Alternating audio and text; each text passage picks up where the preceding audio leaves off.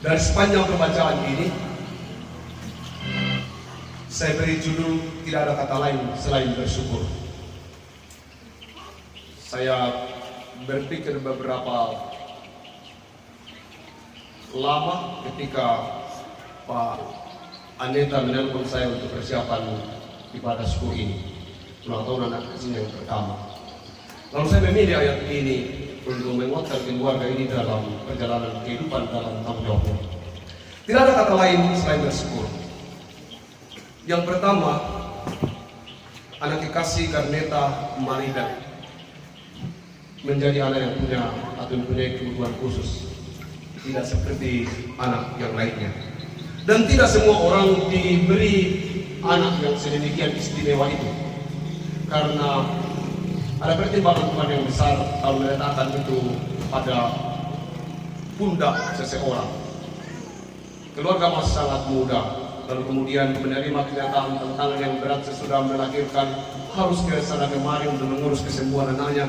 Dan yang membuat saya sangat terharu bahwa hari ini mereka melakukan pengucapan syukur dengan begitu antusias. Itu bertanda bahwa anak kekasihnya Garneta Maribel adalah bagi mereka istimewa. Itu kira-kira awal dari pengantar untuk merenungkan firman Tuhan di pagi ini. Keluarga dan jemaat yang dikasihi Tuhan, kita semua tentu mendengar bagaimana pergumulan keluarga ini untuk mencapai realitas atau mencapai ucapan syukur hari ini. Untuk menguatkan keluarga, mari kita kembali kepada pembacaan dan perenungan bacaan firman Tuhan yang saya pilih. Yang pertama, ternyata ada 5 cerita dalam bacaan ini. Ada 6 cerita dalam bacaan ini. Cerita yang pertama adalah cerita tentang Yesus dan murid-muridnya. Cerita yang kedua adalah tentang cerita para tetangga. Cerita yang keempat adalah cerita Farisi dan orang buta, atau Yahudi dan orang buta. Cerita keempat adalah cerita antara orang Yahudi atau orang Farisi dengan keluarga si buta, atau orang yang sudah disembuhkan tadi. Cerita kelima adalah cerita orang buta dan Yesus. Cerita yang keenam adalah cerita tentang Yesus dan orang Farisi. Saya akan menjelaskan satu persatu dari 6 cerita itu, karena itu juga akan sinkron dengan realitas kehidupan keluarga ini. Pertama, cerita pertama adalah cerita Yesus dan muridnya. Apa persoalannya? Persoalannya adalah siapa yang berdosa dalam perkara ini. Dalam jemaat ada dalam kelompok cerita itu. Kenapa bisa begitu? Itu karena mungkin begini, itu karena begitu, itu karena begini. Itu kan yang pertama ditanyakan oleh murid-murid Yesus pada peristiwa ketika Yesus berjumpa dengan seorang yang buta sejak lahir. Di kampung biasanya komunitas gini banyak. Kalau di kota-kota biasanya sudah tidak seseru itu lagi.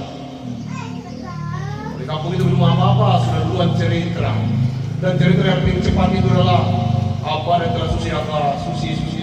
Nah itu tadi masuk dalam kelompok pertama. Bukannya mencari solusi, malah mencari dosa, malah mencari masalah-masalah baru untuk kemudian menjadikan keluarga itu atau si korban itu atau orang buta tadi ini menjadi sangat terpuruk. Itu pertama.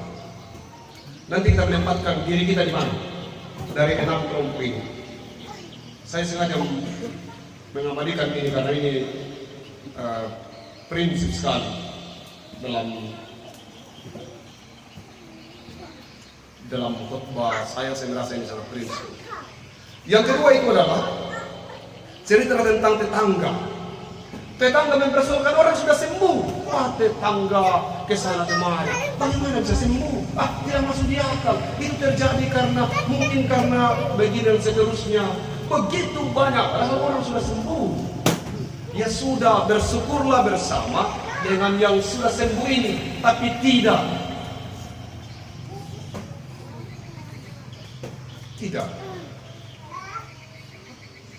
Mereka mempersoalkan proses penyembuhannya, mempertanyakan bagaimana kau bisa sembuh dan seterusnya. Itu orang kelompok kedua. Ya tentu Kita sendiri yang merasa kita di kelompok itu kan, atau masih ada di kelompok berikutnya. Kelompok yang ketiga adalah orang Farisi dan orang buta. Mereka berdiskusi. Orang buta ini sudah merasa bahwa ini pekerjaan Tuhan. Tuhan yang lakukan ini. Dia bilang tidak, bukan Tuhan. Dia bukan dari Tuhan. Kalau dia dari Tuhan pasti dia tidak melakukan itu pada hari Sabat dan seterusnya. Ada begitu banyak pemahaman yang dibangun oleh kelompok Farisi dan Yahudi bahwa bukan, itu bukan mujizat dari Tuhan, itu pekerjaan setan. Oh, banyak dalam kehidupan berjemaat orang-orang yang sudah kemudian berkesaksian, apa nanti anak masih ada dewata dan seterusnya. Tidak, kebetulan itu. Tidak ada kebetulan. Kita silakan dimasuk di kelompok mana? Kelompok 3 itu. Kelompok 4, orang Yahudi dan orang tua. Sesudah orang yang disembuhkan tadi itu memberi kesaksian, tidak dipercaya, dipanggillah orang tuanya dari orang buta tadi. Kalau ditanya, anak betul kayak ini, betul anakku. Bagaimana bisa terjadi seperti itu? Tidak bertanggung jawab orang tua. Tanya sendiri. Besar nih itu, seterusnya dan seterusnya. Tanya lagi, jangan kami. Yang kami tahu memang anak, tapi untuk bagaimana dia begitu, kami begini, kami tidak tahu. Tanya lagi saja. Itu orang keempat, orang Yahudi dan orang tua membangun perbincangan dalam satu peristiwa ini. Dalam satu peristiwa. Peristiwanya adalah orang buta disembuhkan. Sudah 4 cerita. Cerita kelima, Yesus dan orang buta itu juga ada cerita. Apa kau percaya? Bagaimana ini bisa terjadi? Kau percaya hal itu? Saya percaya hal itu. Dan kemudian dia menyembah Yesus sebagai Mesias. Sebuah cerita itu adalah cerita penguatan bagi orang buta. Tadi sesudah disembuhkan, tidak kemudian katakan, ya jangan-jangan bukan kau, karena saya tidak pernah melihat engkau. Kalau dikatakan, yang kau lihat itulah yang berdiri di hadapanmu, itu saya. Yang sebelumnya dia hanya mendengar, tidak pernah melihat wajah, karena dia buta sekali lagi. Tapi kemudian dengan keyakinan penuh dia mengatakan bahwa dia menyembahnya sebagai Tuhan. Tuh, percayakan engkau kalau dia sujud menyembah Tuhan. Yang kelima,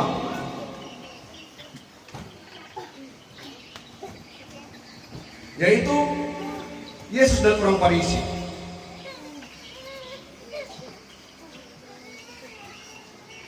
Yang keenam, Yesus dan orang Farisi. Apa yang Yesus bilang sama orang Farisi? Terjadi perdebatan juga dengan orang Farisi. Tapi apa yang Yesus bilang? Seandainya lebih bagus kalau kau buta, gara-gara kau melihat, makanya kau tidak bisa masuk surga. Kau tidak bisa percaya karena kau melihat.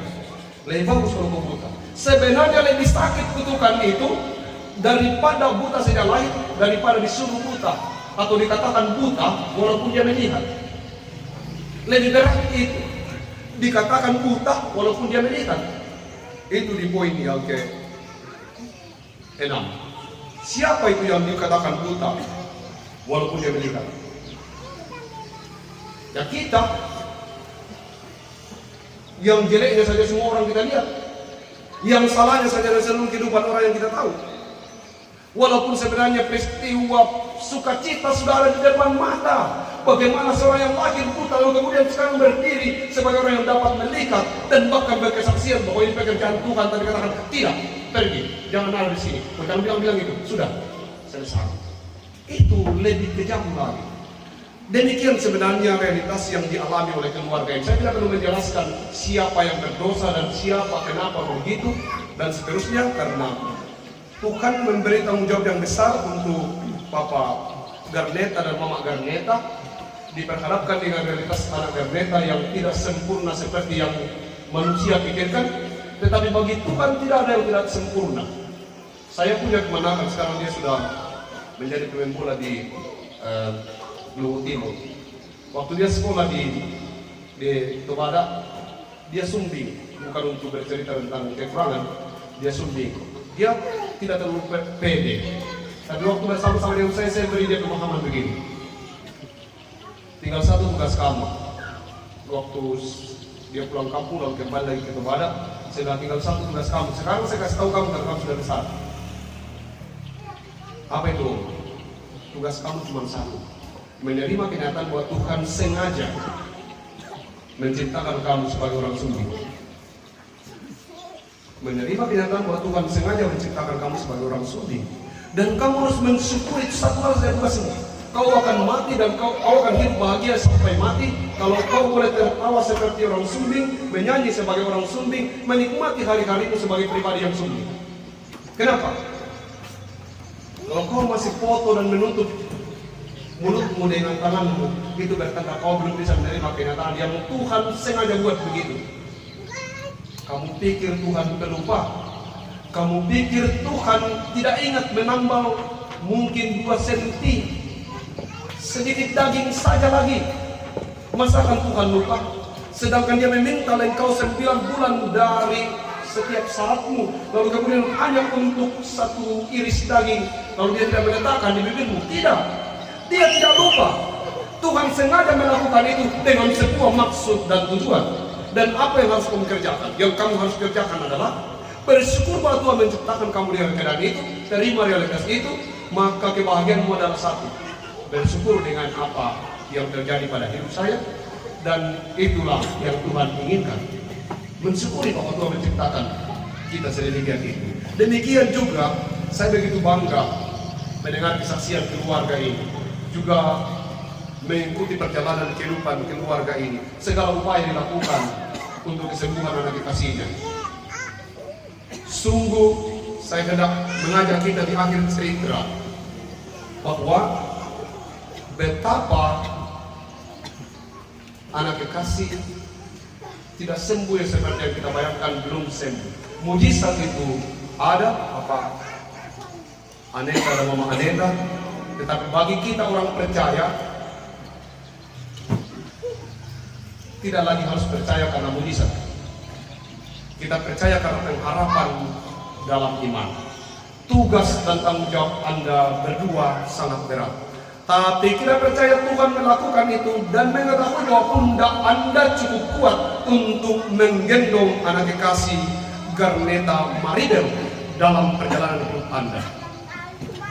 Tuhan tahu bahwa pundak Anda cukup kuat untuk menggendongnya. Teruslah bersukacita dan bertanggung jawab secara penuh untuk kehidupan anak kekasih ini. Sekali lagi secara pribadi saya sangat bahagia bahwa ternyata keluarga ini, walaupun dalam harapan tidak seperti yang diharapkan sebagai manusia, tetapi dengan segala seremonial yang dilakukan itu menjadi pertanda bahwa ternyata tidak ada hal, tidak ada persoalan, tidak ada masalah apapun yang mampu menghalangi keluarga ini bersyukur. Saya kalau setiap pas orang pranikah ada satu hal yang selalu saya tanyakan kepada orang. Terakhir malam ini, seluruh persoalan masa lalumu tinggalkan. Kalau besok ada masalah baru, jangan pernah berkata dan menceritakan lagi masa lalu.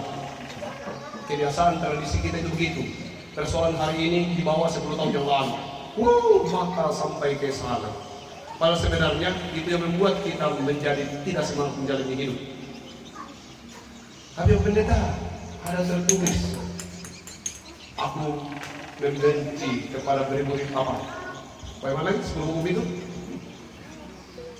Aku membalaskan kesalahan bapak kepada anak-anaknya, kepada keturunan ketiga dan keempat. Itu kan selalu menjadi dasar kita. Oh, ini mungkin pembalasan dari akibat dari orang tua saya. Oh tidak, baca di selanjutnya. Jangan berhenti kepada keturunan ketiga dan keempat dari orang-orang yang membenci aku. Kalau kamu masih membenci Tuhan, maka kamu juga jangan keturunan ketiga dan keempat ke 100 sekalipun kalau dia masih membenci Tuhan. Dan baca selanjutnya, kalau keturunanmu sudah tidak lagi membenci Tuhan dan mengasihi Tuhan, maka hukuman itu tidak akan berlaku terhadapmu.